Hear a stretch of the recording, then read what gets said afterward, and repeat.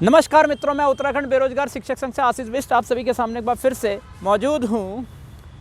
उत्तराखंड में प्राइमरी भर्ती अभी जारी है और सिक्स्थ काउंसलिंग को लेकर अभ्यर्थियों का यहाँ पे वेट हो रहा है और कई सारे नए अभ्यर्थी भी हैं जिन्होंने डीएलएड किया हुआ है, डाइट किया हुआ है और उन्होंने इस वाली प्राइमरी भर्ती में किसी कारणवश फॉर्म नहीं भर पाए थे क्योंकि उनका डीएलएड जो है वो फॉर्म भरने के बाद पूर्ण हुआ था। तो वो अभ्यर्थी भी नई प्राइमरी भर्ती का वेट कर रहे हैं और इसी उपलक्ष्य में आपको याद होगा मैंने पीछे वीडियो बनाया था, उन्होंने श्री रविंद्र जुगरान जी से नई प्राइमरी भर्ती को जल्द से जल्द लाने का निवेदन किया था। एक पत्र के माध्यम से रविंद्र जुगरान जी को पत्र लिखा था, पूर्व राज्य मंत्री भाजपा के श्री रविंद्र जुगरान जी को। और इसी उपलक्ष्य में मैं आज एक जानकारी आप सबके सामने लेके आया हूँ जिसमें कि मुझे लगता है कि सभी अभ्यर्थियों को यहाँ पे भला हो सकता है। बिल्कुल यहाँ पे सभी अभ्यर्थियों को भला हो सकता है। यहाँ पे आप ये कह सकते हैं कि सिक्स्थ काउंसलिंग वालों का भी भला हो सकता है। फिर आपका जो नए डीएलएड वाले हैं जो इस भर्ती में किसी कारण से फॉर्म नहीं भर पाए थे, जब नई भर्ती आएगी उनका भी भला हो सकता है और कुछ हद तक शायद एनआईएस वालों का भी भला हो सकता है अगर वो कोर्ट केस जो है जो अभी चल रहा है हाई कोर्ट के अंदर वो जल्द से जल्द अगर निपट जाए तो उनका भी भला हो सकता है।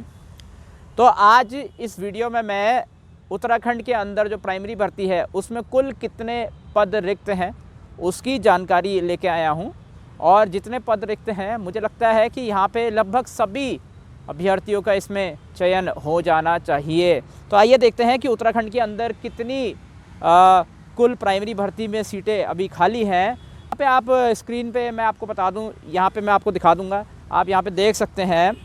तो 1 फरवरी 2025 तक के आरटीआई के प्राप्त आंकड़ों के आधार पर उत्तराखंड राजकीय प्राथमिक विद्यालयों में शिक्षकों के रिक्त पदों का विवरण जो है ये हम आपको यहाँ पे दिखा रहे हैं और इसमें आप क्लियर देख सकते हैं कि उधम सिंह नगर, नैनीताल, अल्मोड़ा, पिथौरागढ़, बागेश्वर, चंपावत, देहरादून, टिहरी गढ़वाल, चमोली, पौड़ी गढ़वाल, हरिद्वार, उत्तरकाशी और रुद्रप्रयाग, ये सारे डिस्ट्रिक्ट्स जो हैं आपको पता है उत्तराखंड के अंदर हैं। तो उधम सिंह नगर में देखा जाए तो वर्तमान शिक्षकों के जो पद रिक्त हैं वो है 161। तो इस वक्त प्रेजेंट टाइम में 161 पद जो है उधम सिंह नगर में अभी रिक्त हैं और 31 मार्च 2000 जैसे कि आपको पता है मार्च 2025 में शिक्षकों के रिटायरमेंट होते हैं। अब यहाँ पे 31 मार्च 2025 में भी रिटायरमेंट होंगे कुछ, आपको बता दें। तो इस महीने के अंत तक आपको उधम सिंह नगर में 58 शिक्षक जो है वो रिटायर होते हुए दिखेंगे। तो उधम सिंह नगर में आप कह सकते हैं 31 मार्च 2025 तक टोटल 219 सीटें खाली देखने को मिलेंगी। 31 मार्च 2025 तक उधम सिंह नगर में 219 सीटें खाली देखने को मिलेगी।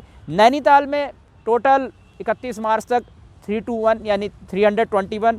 इसी प्रकार से अल्मोड़ा में 427, फिर पिथौरागढ़ में 444, बागेश्वर में 169, फिर आपके चंपावत में 126, देहरादून में 213 और फिर आपका टिहरी गढ़वाल में 282 और चमोली में 237, फिर आपका पौड़ी गढ़वाल में 230, हरिद्वार में 44 और रुद्रप्रयाग में 191 और उत्तरकाशी में 171। कुल मिला के यहाँ पे 3074 यानी 3074 पद जो हैं वो 31 मार्च 2025 तक खाली देखने को मिलेंगे। आपको ये आरटीआई के द्वारा जानकारी है और मैं कुछ हद तक ये बात कह सकता हूँ कि इतने पद जब इसमें आपको रिक्त देखने को मिलेंगे तो आप ये कह सकते हैं सिक्स्थ काउंसलिंग में लगभग 150 अभ्यर्थी ऐसे हैं जिनका अभी तक चयन नहीं हो पाया है, या आप कह सकते हैं फिफ्थ काउंसलिंग तक आप कह सकते हैं कि 150 अभ्यर्थी, लगभग 150 अभ्यर्थी ऐसे जिनका चयन नहीं हो पाया। उम्मीद करते हैं कि वहाँ पे 150 अभ्यर्थियों को चयन मिल जाएगा और अगर मैं 150 अभ्यर्थियों को माइनस भी कर दूँ तो लगभग 2900 आप कह सकते हैं 24 सीटें। तो पिछली बार विज्ञप्ति आई थी 2906 सीटों पर, तो इस बार विज्ञप्ति आ सकती है 2900 लगभग 24 सीटों पर। अगर वो 150 अभ्यर्थी लग जाते हैं तो भी 2924 सीटें जो हैं वो अगली प्राइमरी भर्ती के लिए खाली रहेंगी 31 मार्च 2025 के बाद। और उसके बाद अगर नई प्राइमरी भर्ती सरकार जल्द से जल्द लेके आती है तो 2900 से भी ज़्यादा पदों पे आपको देखने को मिलेगी। और इसमें भी मैं आपको आश्वस्त कर सकता हूँ कि जब इसमें लगभग 2000 से 2200 अभ्यर्थी इसमें फॉर्म भरेंगे तो सभी का चयन हो सकता है। बशर्ते मैं ये कहना चाहूँगा गवर्नमेंट को इसमें कि आपने जो ये नियमावली इस वाली प्राइमरी भर्ती के अंदर जो बनाई है वो वाली नियमावली को कृपया कैंसिल कीजिए, क्योंकि जिसका ज्वाइनिंग लेटर मिलने के बाद जिसका रिपीटेड नाम आ रहा है काउंसलिंग के अंदर, वो चीज़ें यहाँ पे ना करें। आप सिंपल सा एक ही काउंसलिंग करें। जितनी सीटें हैं मान लेते हैं कि 2924 पदों पे आपकी अगली प्राइमरी भर्ती आती है, तो 2924 पदों पर सभी अभ्यर्थियों से एक बार में ही सभी फॉर्म भरवा लीजिए और मेरिट के आधार पर तुरंत से एक ही काउंसलिंग में सबका नाम जो है वो डाल दीजिए, जिनका चयन हो रहा है उनका नाम डाल दीजिए। अब उसके बाद जाके आप उनको मेरिट फॉर्म दीजिए। मेरिट फॉर्म में वो अपने हिसाब से जनपद जो है डिस्ट्रिक्ट को चूज़ करेंगे और फिर उनकी चॉइस के हिसाब से आप उनको जनपद दे सकते हैं। नंबर 1 चॉइस क्या रहती है, नंबर 2 चॉइस क्या रहती है, नंबर 3 चॉइस क्या रहती है, नंबर 4 चॉइस क्या रहती है। इस तरीके से आप उनको चॉइस दीजिए। इस तरीके से क्या होगा कि काउंसलिंग भी बहुत जल्दी कंप्लीट हो जाएगी एक ही काउंसलिंग में, और फिर एक ही जगह पे बुला के सबकी काउंसलिंग आप कर दीजिए और फिर उस तरीके से डिस्ट्रिक्ट को आवंटित कर दीजिए। मेरे ख्याल से counselling 1, counselling 2, counselling 3, counselling 4, 5th counselling, 6th counselling, ये सब चीज़ें जो हैं ये बहुत लंबा करती है प्रोसेस को। तो अगर सिंप्लीफाइड फॉर्म में बोला जाए तो आप सभी सीटों पे एक ही बार में सिलेक्टेड कैंडिडेट्स के नाम जो है वो निकाल दीजिए और उसके बाद उन सिलेक्टेड कैंडिडेट से फॉर्म भरवाइए।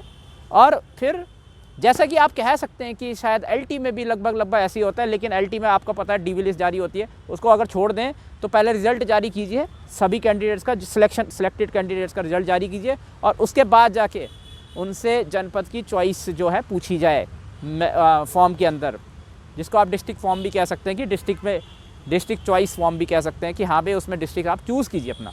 तो जब वो प्रायोरिटी देंगे नंबर 1 पे ये प्रायोरिटी है, नंबर 2 में ये प्रायोरिटी है, नंबर 3 में ये, नंबर 4 में ये, तो उसके बाद उस तरीके से जो टॉप के मेरिट वाले बच्चे होंगे उनको उनकी फ़र्स्ट चॉइस का डिस्ट्रिक्ट मिल जाएगा और जो बचे हुए होंगे जो बचे हुए नीचे वाले होंगे उनको सेकंड चॉइस, थर्ड चॉइस का जो है वो डिस्ट्रिक्ट मिल जाएगा। इस तरीके से उनको अपने एड्रेस के बगल वाले डिस्ट्रिक्ट पे भी चीज़ें मतलब टीचर बनने का मौका मिल जाएगा, उनको भी कोई प्रॉब्लम नहीं और आगे जाकर चीज़ें भी रिजॉल्व हो सकती हैं। तो मुझे लगता है 3074 सीट्स में ये 6 काउंसलिंग में भी 150 बच्चों का सिलेक्शन हो सकता है।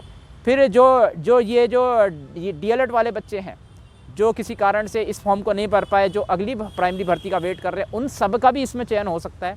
और कहीं ना कहीं अगर एनआईएस वालों का केस जो है वो जल्दी से जल्दी सॉल्व हो जाए तो उनका भी चयन इसमें जाहिर सी बात है जल्द से जल्द हो सकता है। बशर्ते थोड़ा सा इसमें क्या है कि हमें पता है कि उत्तराखंड के अंदर कोई भी भर्ती बहुत जल्दी नहीं आती है। आपको जैसा कि पता है कोई भरोसा नहीं है कि इसमें ये 6 काउंसलिंग पूरे होने के बाद नई भर्ती कब तक आएगी, मतलब कि ये वाली भर्ती प्राइमरी भर्ती पूरा होने के बाद अगली भर्ती कब तक आएगी, कोई पता नहीं है। कि क्योंकि यहाँ पे आप कह सकते हैं कि काम इतना ढीला ढाला चलता है कि भर्ती को कभी कभी 2 साल 3 साल लगना कोई बड़ी बात नहीं है। तो अगर अभ्यर्थी धरातल पे सजग रहे, मैं तो ये उम्मीद करता हूँ कि अभ्यर्थी जो अगर धरातल में थोड़ी सी मेहनत करेंगे, पत्र के माध्यम से लिखने का प्रयास करेंगे जिसमें 6 काउंसलिंग को जल्द से जल्द कराया जाए, 5th वालों को ज्वाइनिंग जल्दी दी जाए, 6 काउंसलिंग वालों को जल्द से जल्द उनकी काउंसलिंग कराई जाए, उसमें सभी 150 कैंडिडेट्स को फटाफट से नियुक्ति दी जाए, उनकी मेरिट को जारी किया जाए, उनको नियुक्ति दी जाए।